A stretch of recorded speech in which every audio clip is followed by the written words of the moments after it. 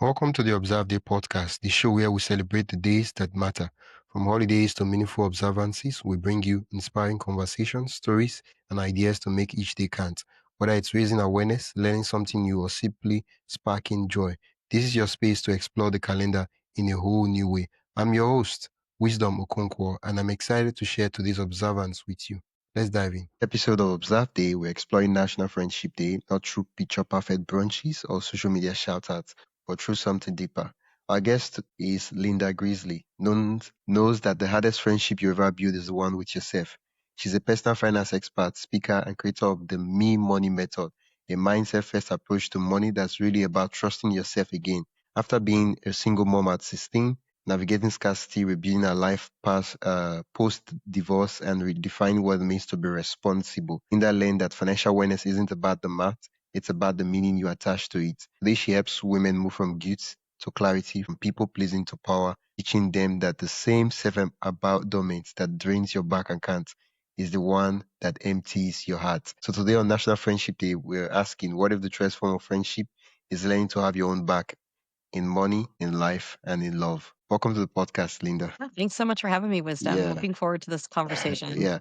I was reading out the intro and I'm like, oh, what was the turning point story that changed everything from realizing that financial awareness wasn't just about mathematics, calculation, the bookkeeping and all that, and to a point where you realize that it's about the meaning we attach to it. There was more than one turning point. One of them was when I was working as a financial advisor and I would have clients come in and talk to me. I'd be explaining to them why a strategy would work for them or why it wouldn't work for them.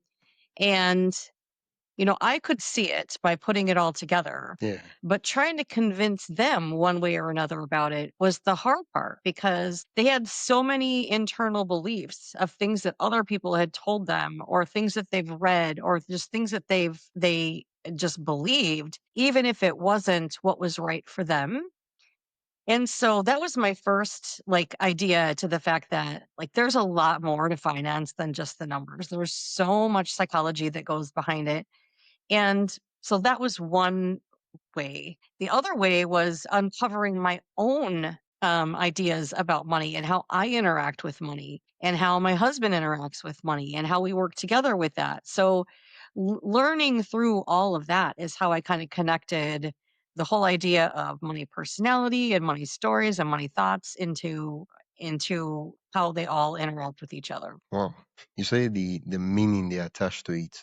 Can you give us a specific scenario of what you mean by the meaning they attach to it? So, if you think about when you spend money or when you receive money, when that happens, there's feelings and there's meaning attached to it. Yeah. So, when you get a paycheck and a paycheck comes into your bank account or you have it in your hand, you have a feeling. Is that feeling accomplishment? Is that feeling grateful? Is that feeling relief because now you can go buy food?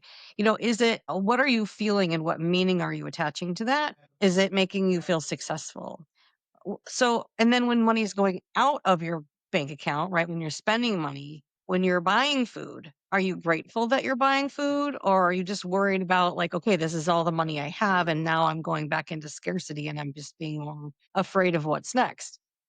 Noticing those feelings and understanding what that transfer of money, whichever direction it's going, means to you is a part of understanding the bigger picture of how you interact with it. Yeah.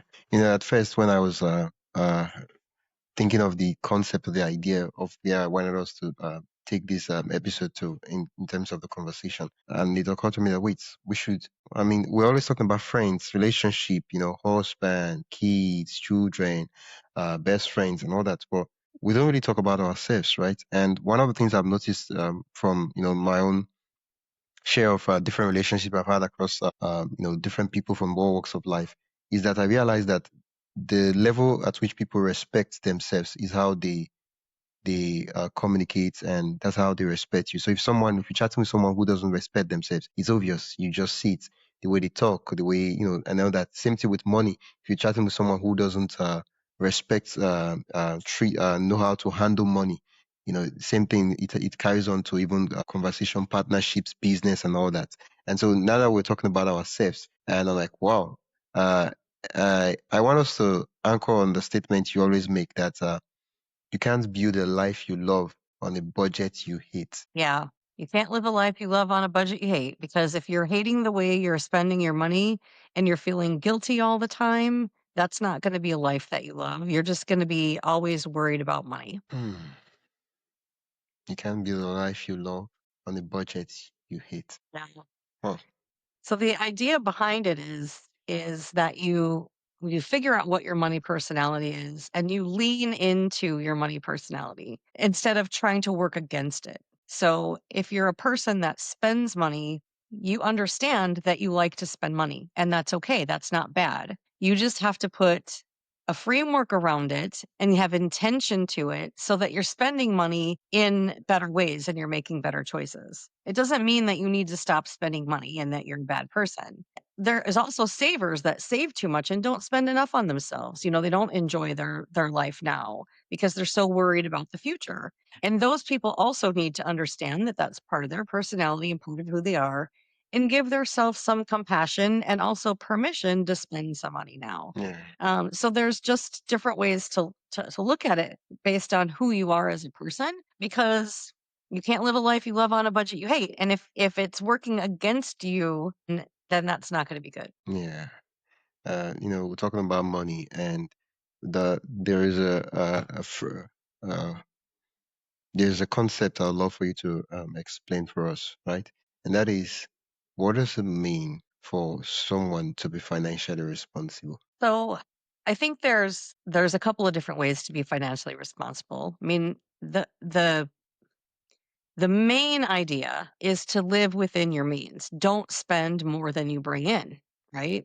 You know, you have money coming in, you have money going out. Don't have more money going out than you have coming in. That would be the basic way to be responsible with money. But another way to be responsible with money is to think about all the future versions of you. So, not just for today, because if you're spending as much as you're bringing in, then you're not saving anything. So, if you're thinking about your future self, you should be setting money aside and not just for a long time from now when you plan to retire, but also something that you might want to do 10 years from now or something that might want to do 2 years from now.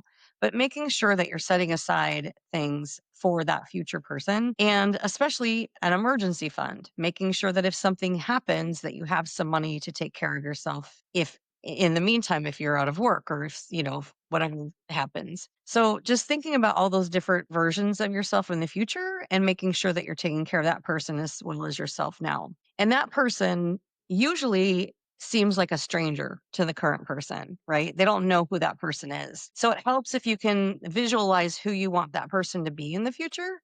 Like, where will you be in 2 years? Where do you want to be in 10 years? Not that you'll necessarily will be, but Yeah. get an idea of what that might be and picture that person so that you're setting that person up for success. Yeah.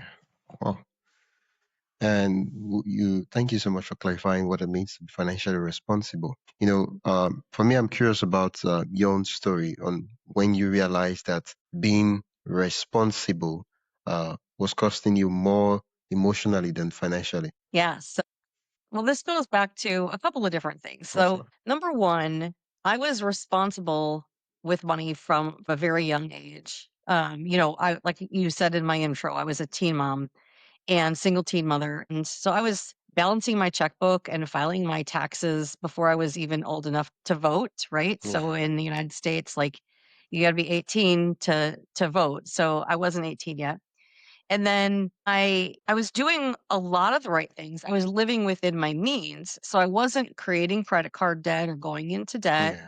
Yeah. But I wasn't saving either.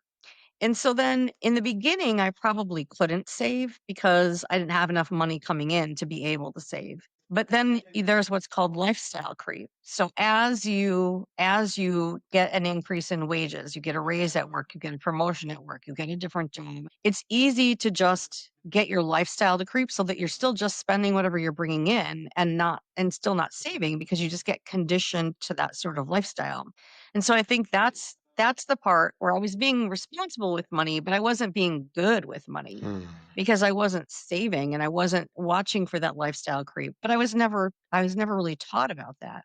mean, yeah, I knew what savings was and that there were savings accounts and I knew that you should be saving, but it wasn't a habit or a practice that like was really taught to me. Yeah. So I didn't figure that out till much later in Yeah, life. you knew it was important, but it wasn't important to you at that point in time. Yeah. Yeah. And I love for us to talk about how, rebuilding your life after divorce changed your understanding of friendship, both with others and with yourself. Oh gosh, how did my divorce affect my idea of friendship? How It's really? it's funny you should ask. Go ahead. What were No, you no. saying? I just wanted to I wanted to explain the question, but then when you said the next statement, it was clear that you perfectly understood the question. Yeah, okay. Yeah. All right. So I when I went through my divorce, I actually had some other friends who were going through a divorce at the same time. For just different reasons. And we bonded and we became even like we are such good friends now. Because we went through something so emotional together at the same time. I was really very lucky that I had some friends that were going through the same thing as me. Um, Before we dive deeper, I'd love to invite you to join the Observe Day newsletter. Every week, I send you highlights of upcoming observances, creative ways to celebrate, and behind the scenes extras from the shows. It's the perfect way to stay inspired and never miss a meaningful moment. Sign up today at observeday.com/join. That is observeday.com/join. Now, let's get back to the conversation. but to me, that the people that help you through the hard times in your life and can be there for you, when you're at your worst, right? When you're feeling down and you're sad and you're struggling and you're all the other emotions that go through that roller coaster of emotions with divorce, like it's really good to have a tribe of people or at least a couple close friends that can be there for you. It's important. Yeah, yeah. Well, thank you for sharing that. Mhm. We've talked previously. We talked about being financially responsible, and you did explain what that meant.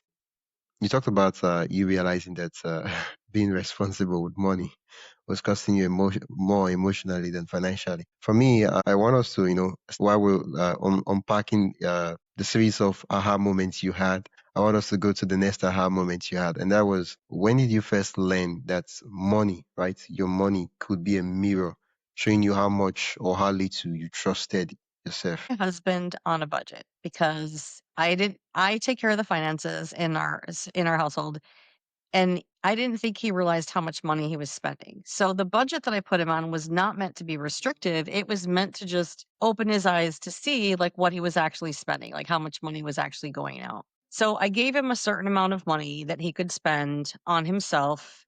And I told him he had to live within that, within his means. This is what you get. This is what you spend. So you have to save money for other things that you want to do. Like if you buy something now, you might not have money for something else later.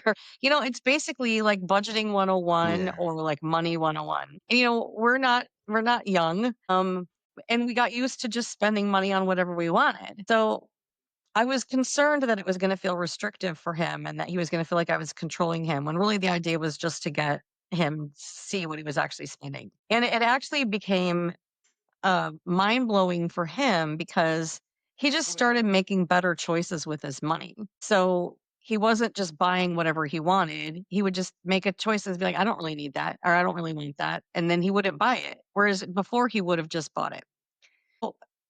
For him, it did a lot more than just teach him what he was spending. Actually helped him to make better choices. And he even said that it helped him see, like, in other areas of his financial life and our financial life, that he could make better choices. But if you flip that, I put myself on the same budget, so that we both got the same amount of money to spend.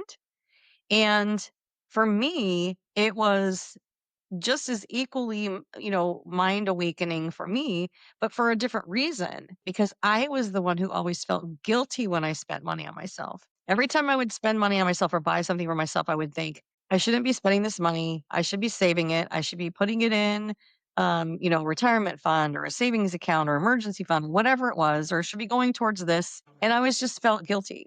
But now that I had money set aside specifically for me, I could just spend that money without feeling guilty because it was already set aside for me, and I didn't have to answer. to myself. It's not like I ever had to answer to my husband about if I was spending the money, just like he never had to answer to me, but I still felt the guilt, whereas he didn't feel the guilt, but I always felt the guilt. So it was nice to have that where I didn't feel guilty. And I think that was where I really realized how much my emotions were playing in myself to how I spent money. Yeah, yeah. Probably I probably should try that because now I just spend and I spend. Ah, Yeah. oh It's wow. called that's what I call my me money method. So the me money method is my signature thing that I teach. I mean, I teach all kinds of finance, personal finance, but that is about putting yourself as a line item on a budget. And it helps with almost any personality. Actually, I found one personality that doesn't work yet with yet, but it it just helps you keep, like I said, intention to how you're spending your money and helps you understand how you're spending it better. Hmm. When you talked about the me money method. When you talk about personality, what are you referring to? So I actually have a quiz that's on my website that you can take. It's called the Money Personality Quiz, and if you look up money personalities, there's all different. They're all different versions of it, but they're really basically the same thing. I identify five different ones. Okay. So I have a spender, who is a person who likes to spend money. Um, Again, no wrong money personality. So just because you're a spender doesn't mean you're bad. But somebody that's a spender could also spend money on other people. They could be like a giver spender. Right? They don't have to spend it on themselves. Then there is the saver, which is the person that likes to save money. And they're the ones like me who might feel guilty spending money on themselves. Then you have somebody who's an avoider who is just like, I don't want to pay any attention to my money. Whatever I want, I do. It's just coming and going. If there's money there, I can spend it. And that's like an avoider of money. And then there are the security seeker and the risk taker. And the security seeker is like a step above a saver in the sense that they don't wanna spend anything. They have a plan for everything, every dollar is earmarked. They would just wanna know that they're gonna be okay and they're really, really tracking everything. So that's like a step above a saver, and then a risk taker is like a step above a saver, where they're just like, I want the experiences, I'm gonna spend the money, I wanna do this, I wanna do that, I wanna, like, go big or go home, and again, there's no wrong money personality, but the key is that you need to understand what your money personality is and how you interact with money so that you can make better choices. And using the me money method to give yourself a line item that is just for you, even if that's the only thing you do. You know, if you're a voider, this is easy. You just do one thing. You don't have to do all the rest. Just do this one thing, and then you can start making better choices, like asking yourself when you go to spend money, is this worthy of my money or would I rather save this and spend this on something else later? If you want to take yeah, I'd love for you to send me the link to that quiz so I can add it in the description so listeners can just Oh, shoot. go take it. Okay, well, while you're doing that, for someone who's always been the giver, and this is, I know we just finished talking about the money personality, but this, I'm just asking this question generally, not not from the money personality, right? For someone who's always been the giver, right? Emotionally, financially, since we're talking about finances, um, how do they start setting boundaries without feeling like they're being selfish? You know, people ask, they just, they're always giving.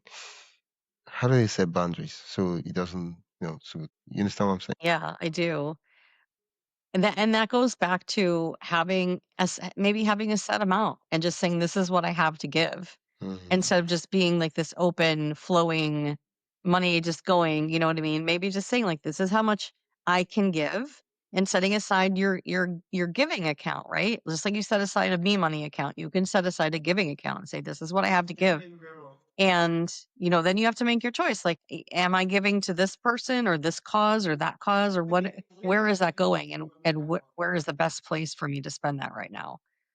And by having that, then if somebody's asking, you can say, I've already given my allotted amount for this month, and I'll consider it for next time, but the well is dry because you set aside the amount. It's not like it's just always there. Yeah, it's a good thing you mentioned that. Over here we call it black tax, right? it's what we call, families, loved ones, and all those people reaching out to you. They would always, being, especially if you're doing well, they will always reach out to you to, for help regarding this or regarding that. And it's one of those things that if you're someone who's, kind, you want to help, but you still have your finances and all those expenses to pay. And so now that you mentioned, it's like, it's like taxes. You're like, oh, this is the percentage of my tax I'm going to give to the government. Same thing. Oh, this is the percentage of black tax I'm going to give. And then other than that, oh no, that's it. Maybe next month or so, I'll see what I can. Yeah. Yeah. Yeah. And even if if you are trying to get money like from a non for profit, like if you feel like you have a need and they still make you apply, you still have to qualify. And I'm not suggesting that you get an application and you have people fill it out to give them money. Just saying like Ah, there's, you gotta really need it. Some people will just ask and take and not yeah. and not fend for themselves either. Yeah, and So you and, got to and figure out. and maybe it's just me, but sometimes people just come up with some crazy. How do I explain this now? If someone is like, they've not eaten for like, for the past 3 days, maybe they lost a job, something terrible happened. They really need money. That's different. And then you see someone, they're doing well, they've eaten, they have shelter, everything is going well, and they're like, oh, I want to go to this party, I need you to fund it. And I'm like, really? I'm like, it's not like I don't want you to go to party. That's your business. But I'm like, that doesn't sound like something that I want to be spending my money on. And sometimes important compared to someone who's like, I have an exam, I'm struggling to pay my school fees. They won't allow me to write an exam. But sometimes people do lie. I don't know what. That's true. Sometimes Yeah, people do lie, and that's unfortunate, but that is the truth of the human beings, right? yeah. Well, thank you so much, Linda. Uh, talking about people lying, I feel like if people lie, it is easy to catch them. Like they'll fool you the first time, right? But then the second time, it's a pattern, right? How do I put it? If they lied, it's not something they would want to. How do I explain this now? If it's who they are, right? They won't do it just once. They will do it repeatedly. So if the first time they do it, they take money from you. Yeah. Second time they'll come up with something else, right? Right? And the first time maybe they took the money and it happened.